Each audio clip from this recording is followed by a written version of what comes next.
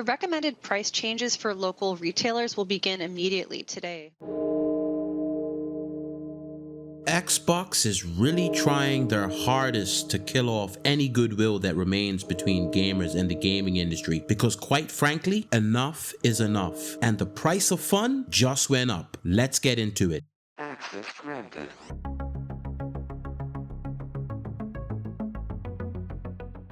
Boy, 2025 is shaping up to be a rough year for us gamers, guys. It's like riding a mechanical bull, but this mechanical bull has short wired, and now instead of just riding the bull, you're also being electrocuted to death. Because just when you thought the gaming world couldn't get any more bleak, so we've had more layoff announcements from the likes of the major game developers like Ubisoft and EA Games. The Switch 2 finally announces, and instead of a $300 price point or anything close to that like the original, we now have to pay $450 for the console and $80 for the games. And you may not even get your hands on one of these things this year because you got a huge backlog of pre-orders, and then you have to fight off the eBay scalpers because we know those guys. You get the constant game delay announcements, with GTA 6 being the current AAA game teetering on the brink of extinction. I mean, it's literally becoming a meme at this point. Hell might freeze over before we actually get to play this game. And now, to round things out for the first quarter of the year, that's right, it's not even halfway through the year yet, guys, and already we're getting all of these bad announcements.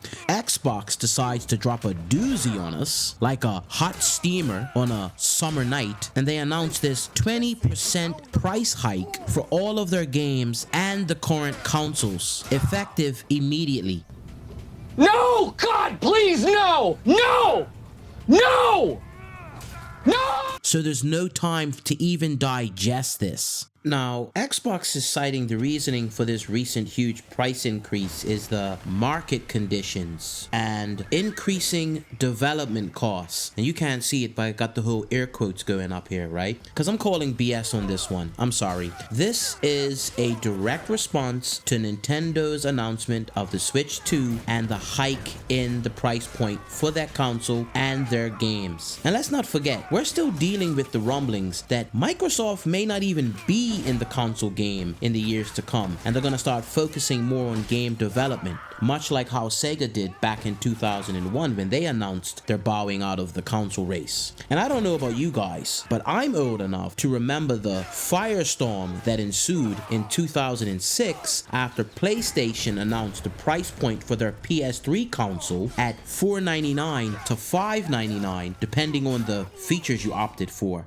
In North America, the PlayStation 3 will be available at retail on November 17th, 2006.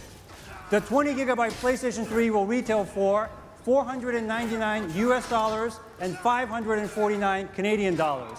That was a $200 to $300 hike to the previous generation's PS2 and a whole $100 more than the Xbox 360, which only released the year earlier. Everybody lost their mind that year, me included, and it wasn't hard to see why Xbox raced ahead of PlayStation during that console cycle. Now, granted, Sony did recover. They eventually dropped the price of the PS3 to fall more in line with the 360. They also focused on bringing exclusive games to that console, games that you couldn't get for PC or for the 360, like Last of Us, the Uncharted series, the God of War series.